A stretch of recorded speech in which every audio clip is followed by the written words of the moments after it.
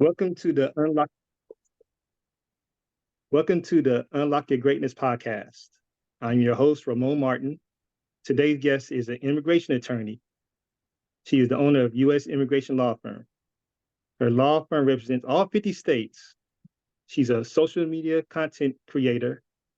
They call her the mother of immigration approvals. That's awesome. Thanks. Ladies and gentlemen, Saman Gonzalez. Thank you. Thank Thank you, you. Ramon. Thank you for having me Yes. here. Yeah, welcome to the show. Thank you. Appreciate it. Yeah, no problem. So we just get started with this question. What inspired you to become an immigration attorney?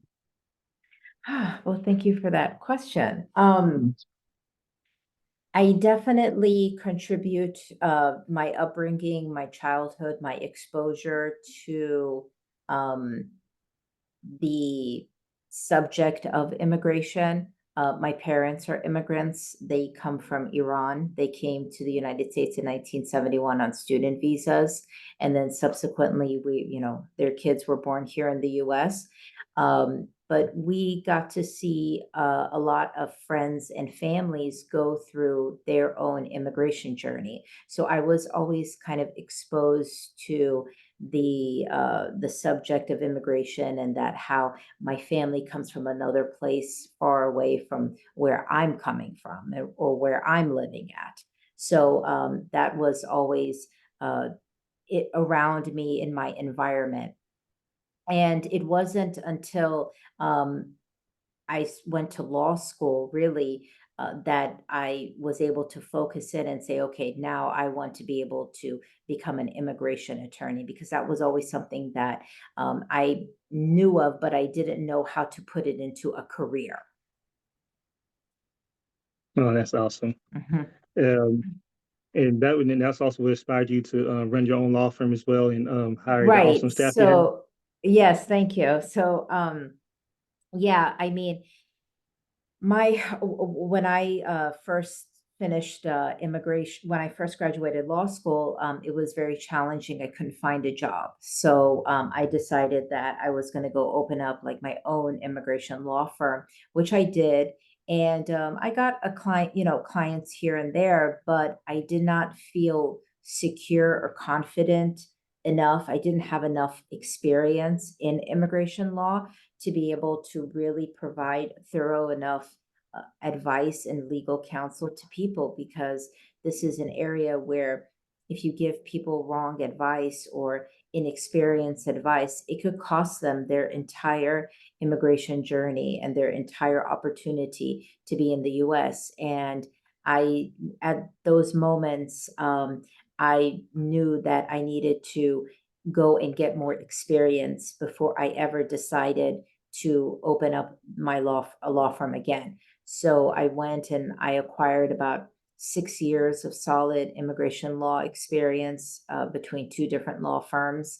And it got to the point where I was incredibly comfortable and secure and confident to provide the proper advice. And it was at that point that I went ahead and opened up my second law firm, which is this law firm that I've had now in September. It'll be 15 years I've had this law firm.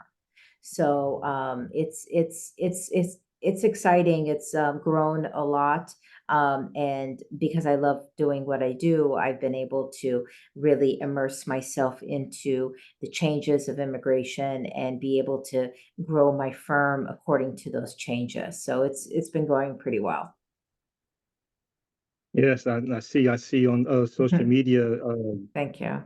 that you posting you share your success with your followers and other just people who follow you as well. Um, with the with your motive, like your motivation to just share your story, like on social media, not just probably just for the people who are looking to get their visas approved, but like maybe for up and coming attorneys as well. Sure. Yeah, I mean, with social media, I started that back in, I would say 2017. And I started social media by sharing things that I was doing throughout the day in terms of my immigration hearings or my immigration interviews. This was before COVID. So we did not have virtual hearings. We did not have green card waivers. So I went to a lot of interviews. I would do sometimes 3 or 4 immigration interviews a day. I was constantly out and about. And I took that as an opportunity to share the immigration story I was representing. You know, whether it was a positive story or a story to teach a lesson to people. But I share the countries of the people that I represent because we help people from every single country in the world. And I shared what their processes were, whether it is a simple marriage case or if it's a really complicated criminal citizenship case or if it's a case with a fraud in it, because the reality is that regardless if we you know agree or don't agree with laws or processes or even people's behavior, the fact is this is what's happening. There are people here who fit into these specific types of fact patterns or are going through these issues. So I thought it would be, a good idea to go ahead and share that. So it social media kind of started off like that.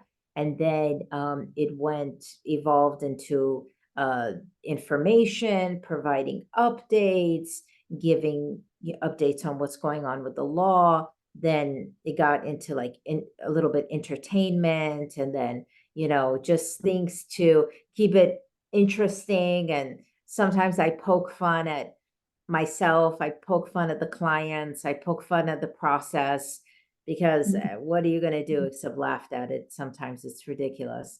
So and just kind of enjoyed it and tried to share that with everybody else. But yeah, for people who are definitely interested in just becoming an attorney, or what it entails, or whether or not they want to open up their own law firm, a lot of attorneys open up law firms, but they're either really small, they only have a couple of employees, or they're not very organized, or they don't know how to manage everything. So this is also an opportunity to know that you can still run a successful law firm and do the legal part about it, legal part too, not just, the business part of it. So there's a lot that we try to share with everybody.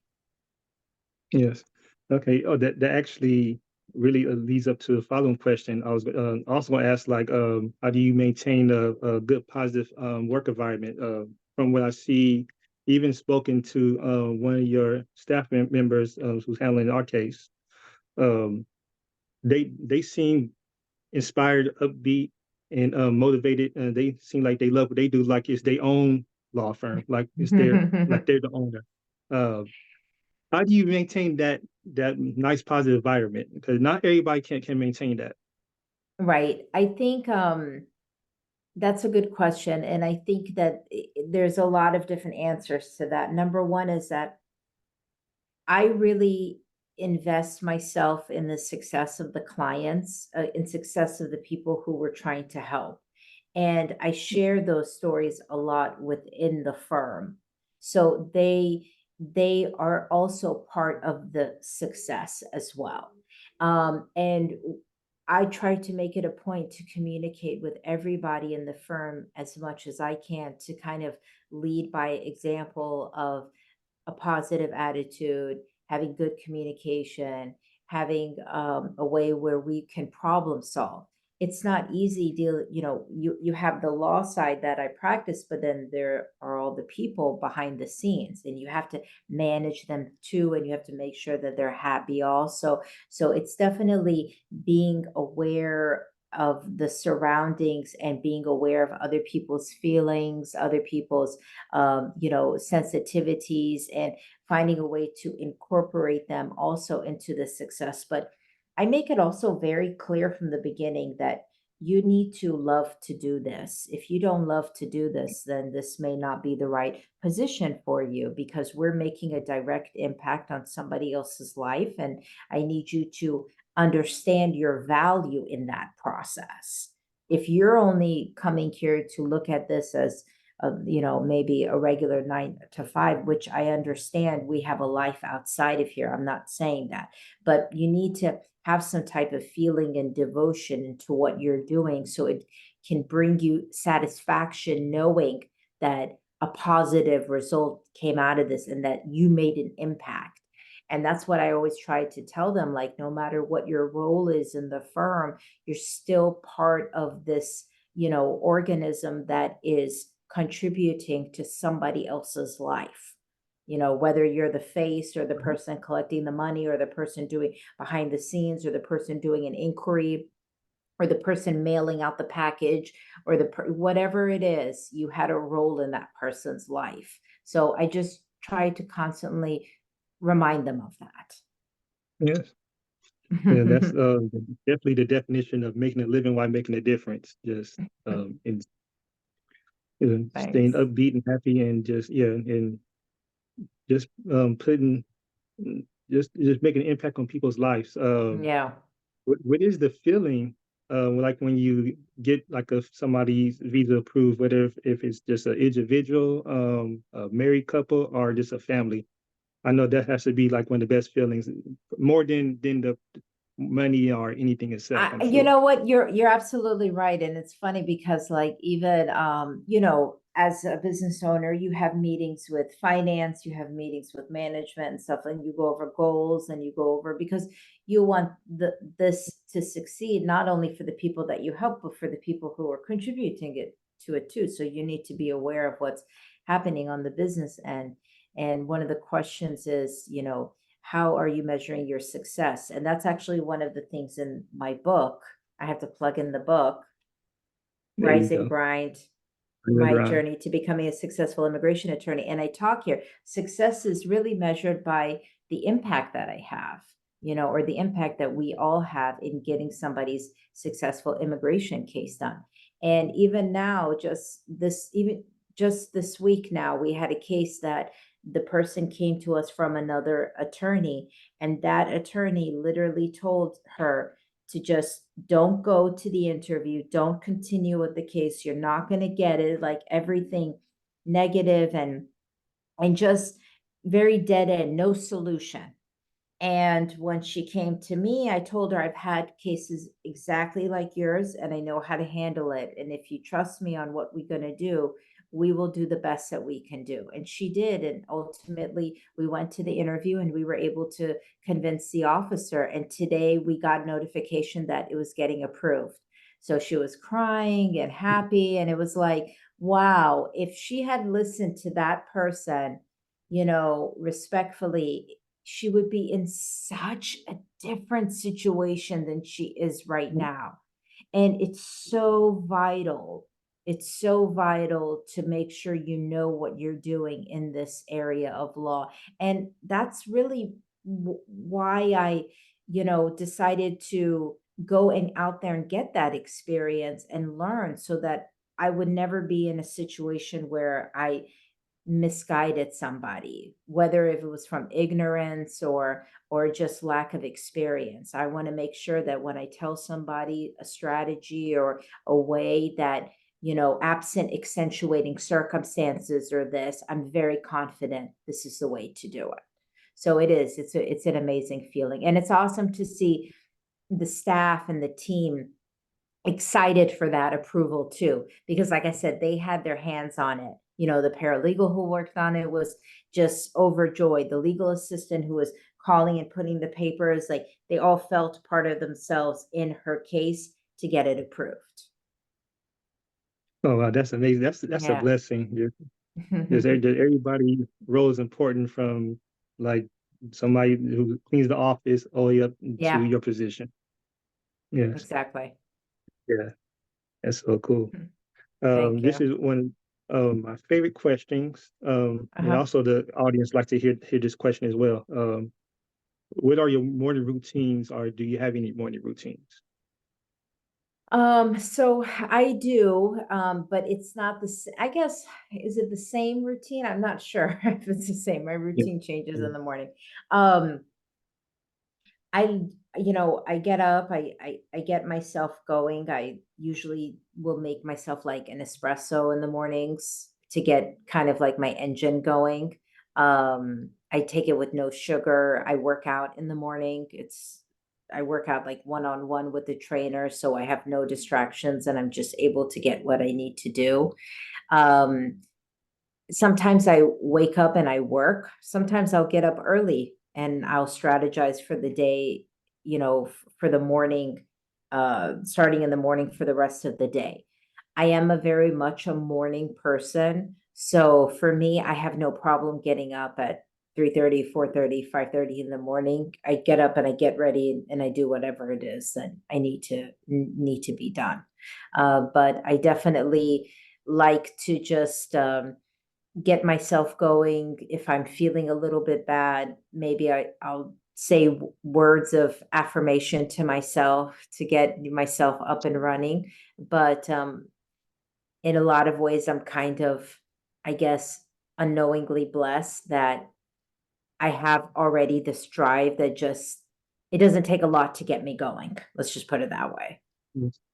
I have Yeah, like a so energizer, but yeah, I'm getting things done.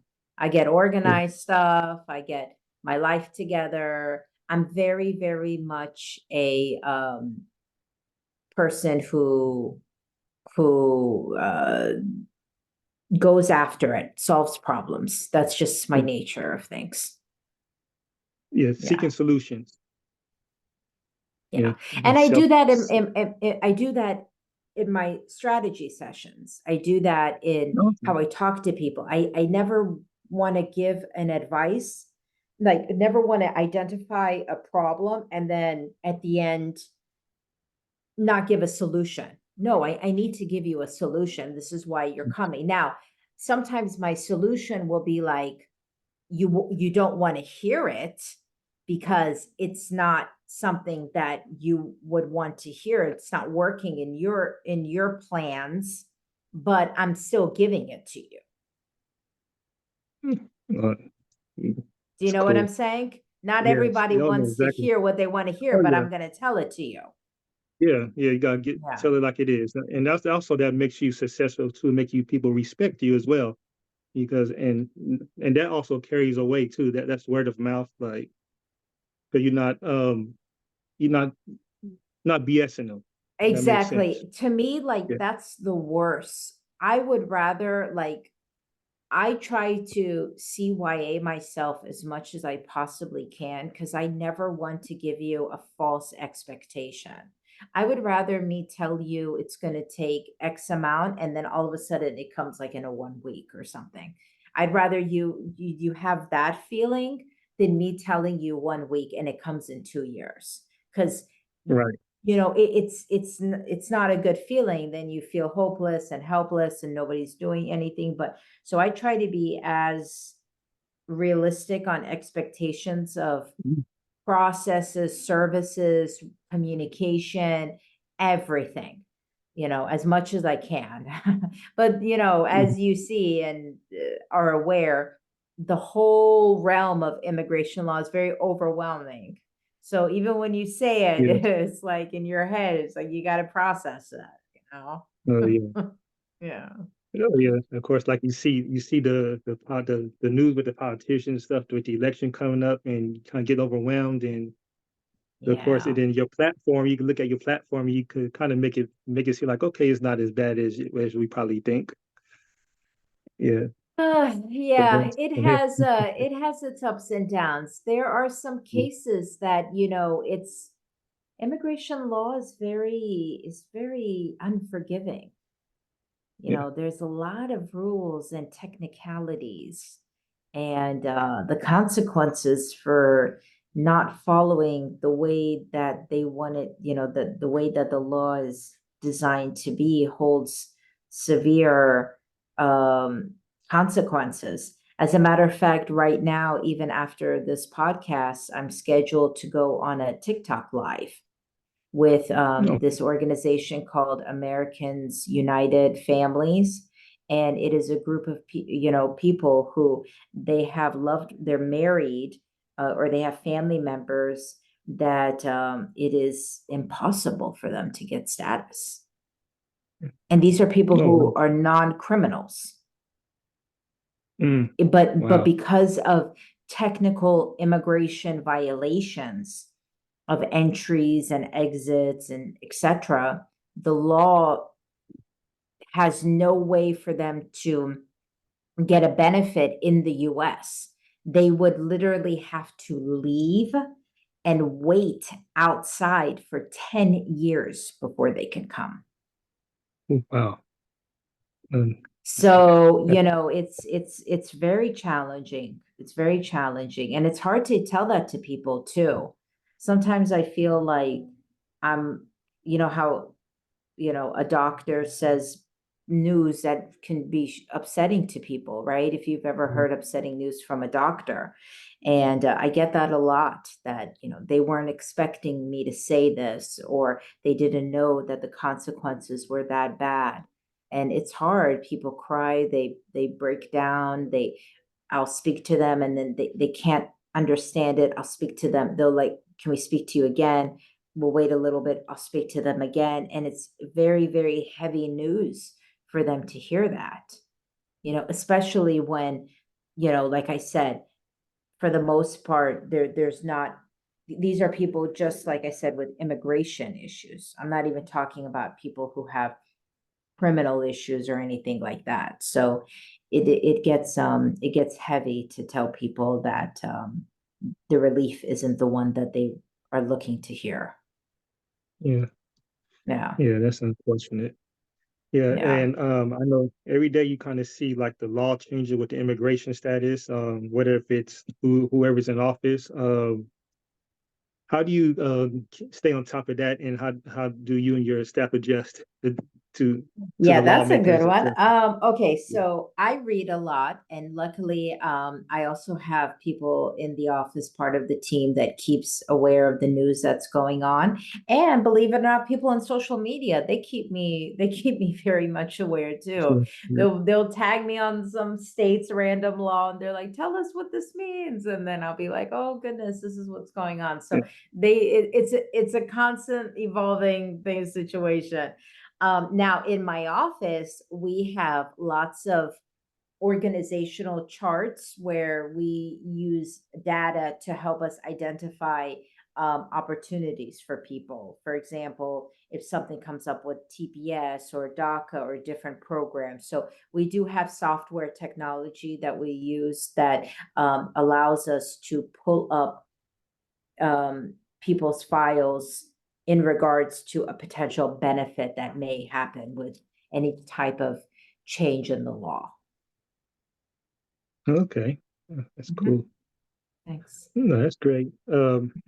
And you said like your parents coming from Iran Mhm. and stuff, and how does your parents and your family so do they celebrate your success? Or I'm sure they're proud of you and everything. And They are. They are very proud.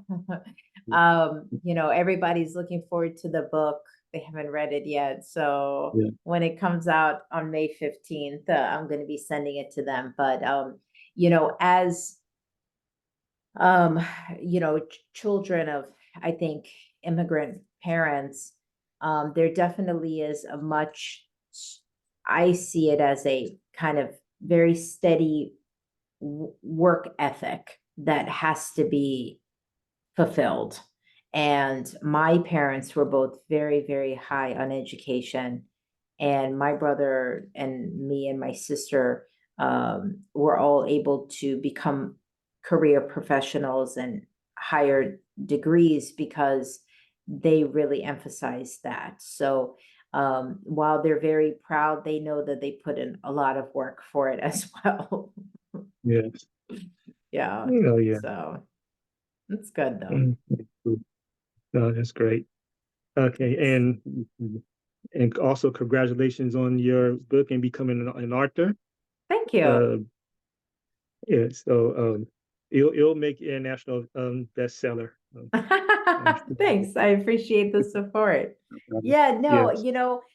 really, I get asked a lot about, how do you become an immigration attorney, or why did you become an immigration attorney, or, because in a way it's such, I guess, it's a unique niche, if you will, even though immigration is like the number one issue that's going on.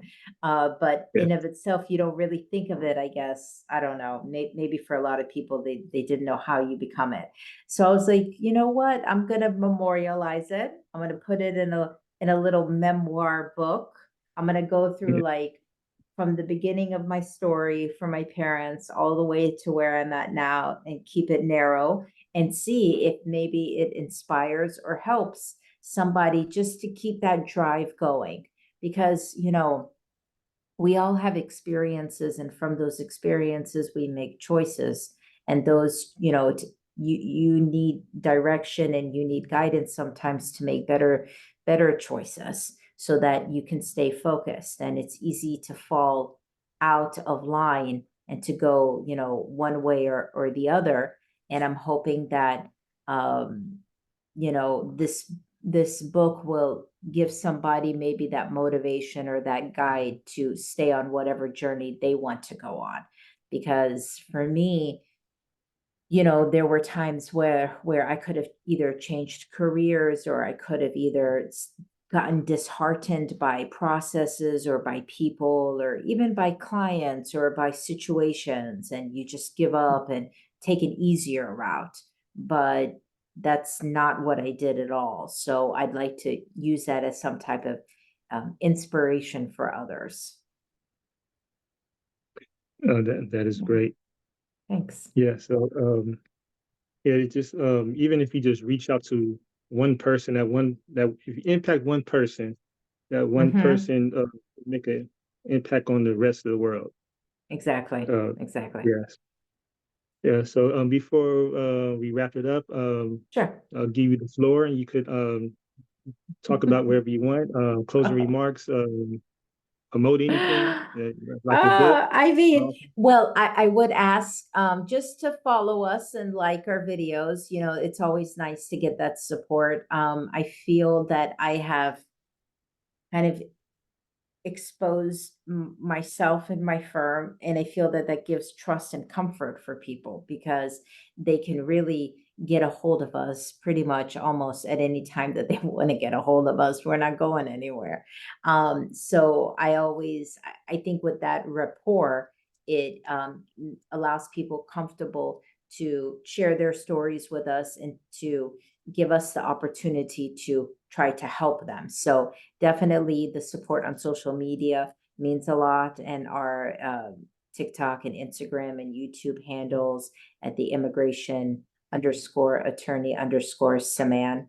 And also definitely the book plugin. Go to Amazon, which get the is book. Rise and Grind, My Yes. Journey to Becoming a Successful Immigration Attorney. And that's it. Just keep updated with what's going on. The elections are coming. So that's also very exciting, really. Yeah. And I practiced under Trump and now under Biden, two totally different uh situations and administrations. And I don't know what is going to happen come November, but I'm sure immigration will be impacted one way or another. So I'll be Right. letting you guys know when that happens. That's great. But Mhm. thank you, Ramon, for having me. I really appreciate it. Yeah, and I hope that this has helped or inspired somebody who is interested in whether it's law, whether it's immigration, whether it's just doing what you set out to do and following through with it. It's my pleasure. And I also thank you for coming up and being our guest. And thank you for your time and your wisdom. Uh, you have a good day. Thank you. Yeah. Ladies and gentlemen, Attorney Saman Gonzalez. Thank you.